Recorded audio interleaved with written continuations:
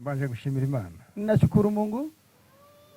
Shimira Imana yakoze ibingibi kuko ambayo amefanya haya. Nizi mpamvu yabikoze. Ni Mungu anayejua sababu ya haya. Uko ikora icyo ishaka mu ngabo zo mu isi nizo mu ijuru. Inatenda kile ambacho inakusudia ulimwengu na mbinguni pia. Imana rero yabikoze himbaza. Mungu ambaye ametenda hayo yasifiwe. Ndashimira abantu mwese mwadutabaye. Nyinyi wote ambao mmekuja kutufariji. Mwatabaye muri benshi cyane. Mmekuja mkiwa wengi. Hari sura nyinshi mbona ntazi. Kuna sura nyingi ambazo kabisa na mimi sizijui. Ariko abahageze mwese mu byukuri. Lakini nyinyi wote ambao mmekuja, Imana ibahumugisha. Mungu awabariki. Kandi Imana ibagirire neza. Na Mungu awatendee vema.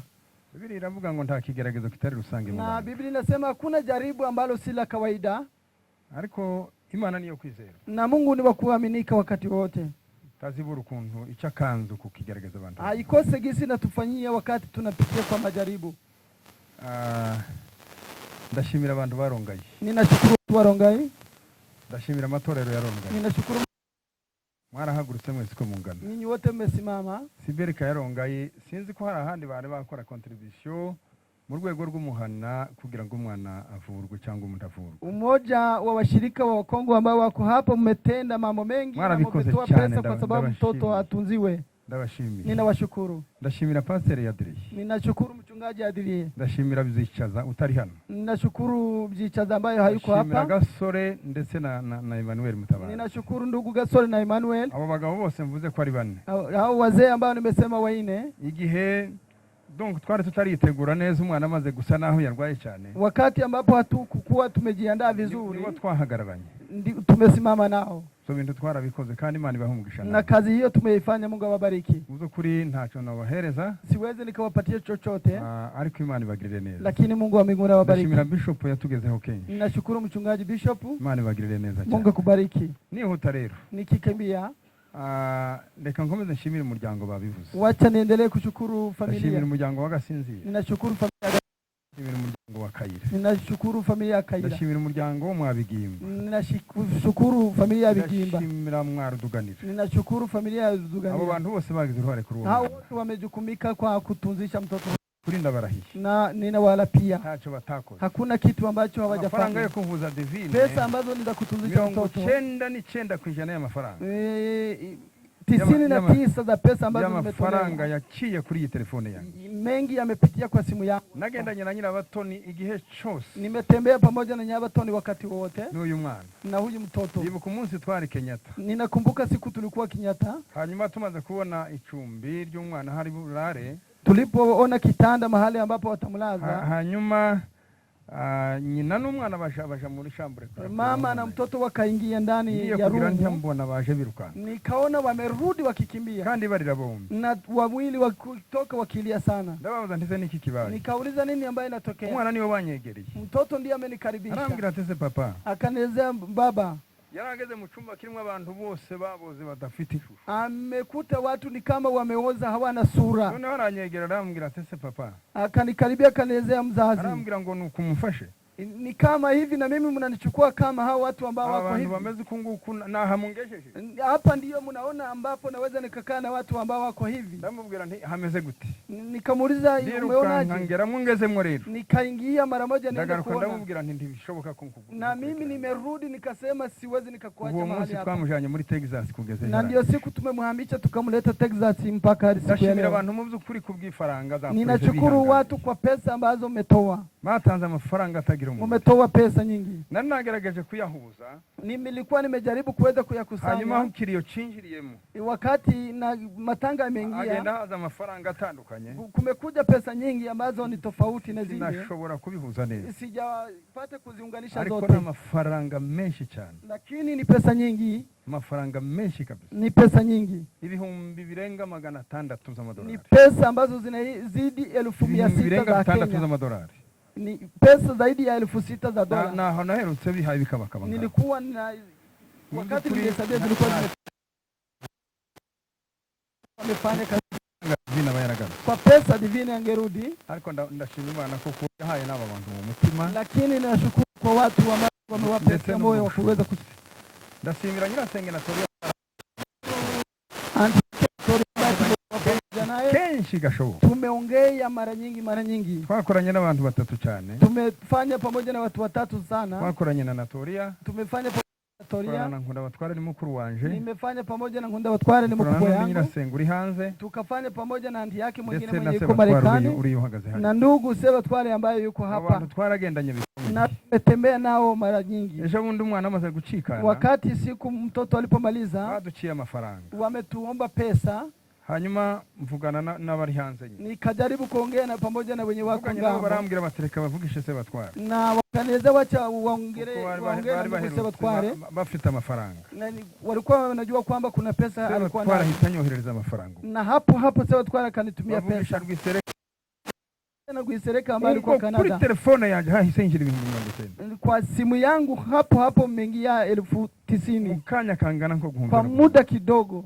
Turishura tuja tukalipa alafu tukaenda kulaza mwili. Kuri ntacho novuga kirenze amashimwe mfite. Kwa kweli siwezi nikakosa. Kila ambacho niko nacho ni shukrani. Nabashimiyaho muri hose. Nyinyi wote ninawashukuru. Kandi ayo mashimwe muyumve. Na shukrani zangu ziwaendee. Nashimira umushinga wigishaga umwana. Ninashukuru shirika ambalo nilikuwa nikisomesha mtoto. Muri bo tumeungana mmoja ndani yao. Arambwira ngo kubera ko bazabishurira abakobwa gusa. Kwa sababu wasichana kugira ngo nubwo Eliza Zani Karumunake kari.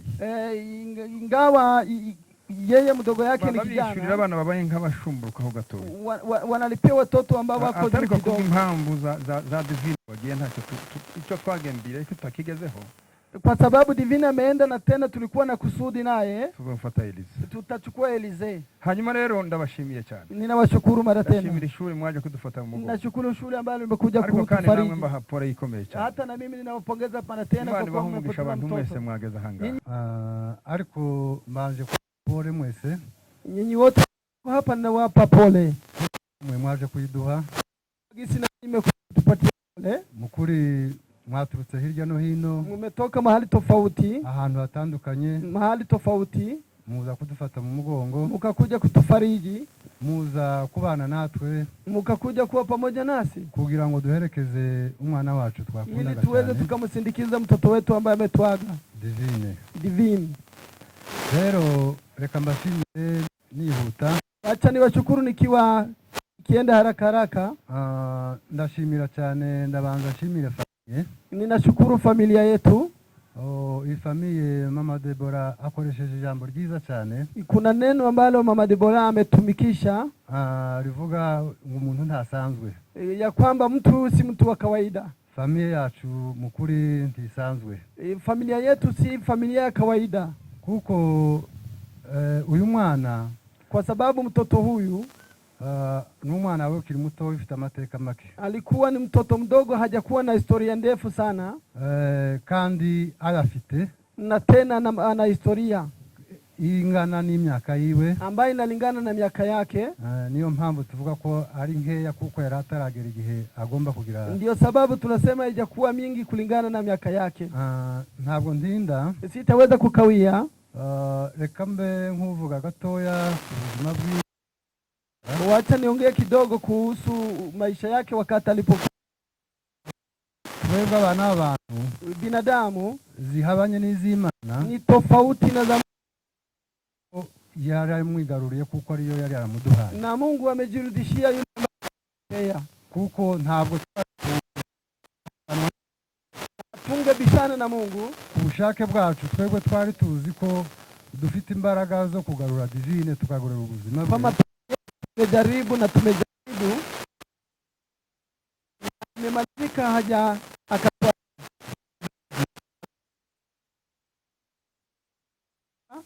Si ubushake bwacu si imbaraga zacu nke. Si mapenzi yetu si nguvu kidogo. Ahubwo ni ubushake bw'Imana. Ya Mungu na wakati wake ambao ulikuwa umeisha. Kuri ubwo rero nakira. Kwa hiyo ni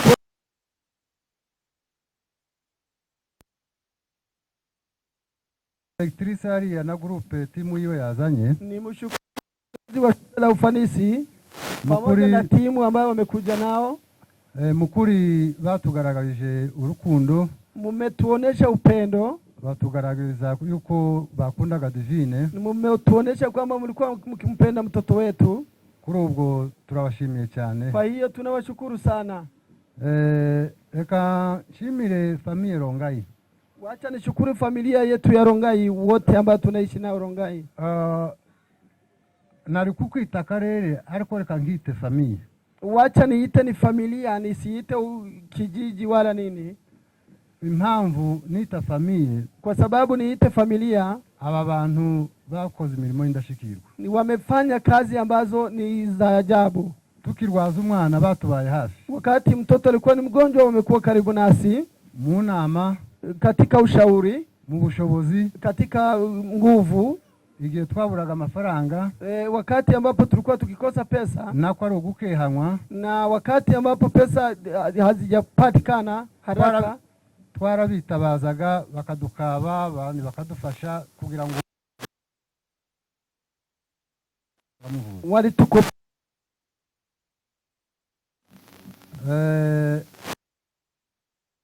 Reka nshimire, nashimira Nyabatoni. Wacha nishukuru mama mtoto. Ico mushimiramo no mushimira ko yitwaye neza mu ndwara z'uyu. Ninashukuru gisa amejichukua katika hali ya magonjwa ya mtoto. Yarakomeye, ameimarika, akomezwa, ariko twese dukomezwa na Divine. Na sisi wote tumeimarika kwa sababu ya Divine. Kuko Divine nta munsi yigeze ataka, kwa sababu hajaumia na kuweza kulalamika katika magonjwa, ayere ku muntu ko ababaye, wala onesha kwamba ana uchungu zaidi. Ahubwo buri gihe yaravuga ngo arakomeye. Kila wakati akilikuwa akisema niko sawa.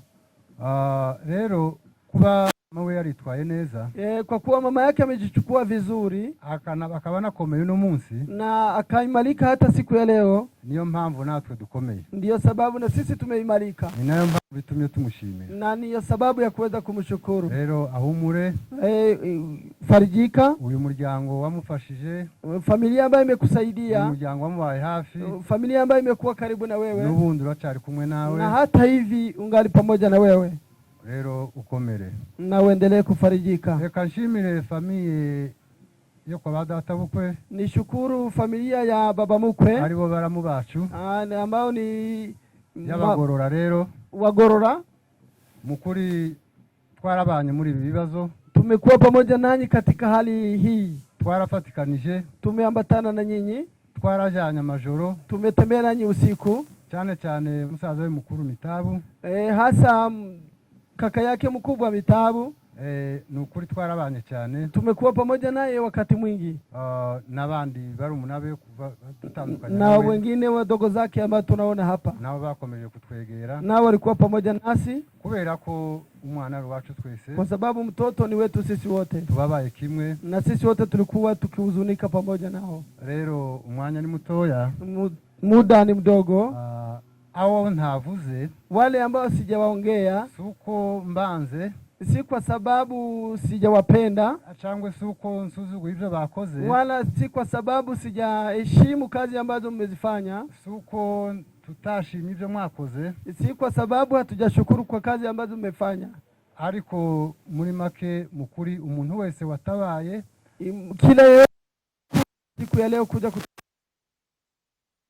wari hano hapa, yumve ko tumushimiye, ujihisi ya kwamba tunakushukuru. Mukuri muzahore mubikora gutyo, na muendelee hivyo, muzabikorere n'abandi, na mufanyie hata na wengine.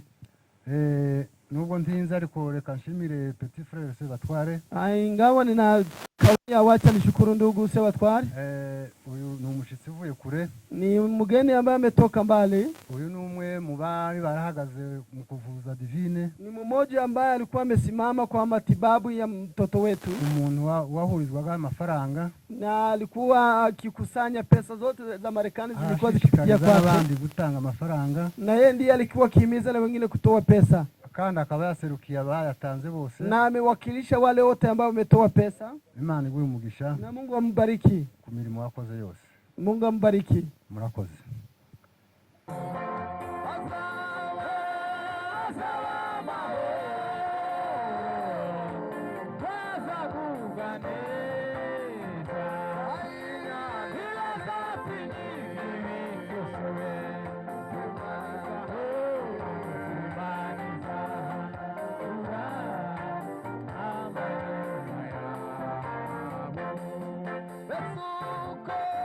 Besuko mubona bizamera bite Yesu mwami natwakira hamwe n'abamarayika bera badukumbuye Besuko mubona bizamera bite Yesu mwami natwakira hamwe n'abamarayika bera nawe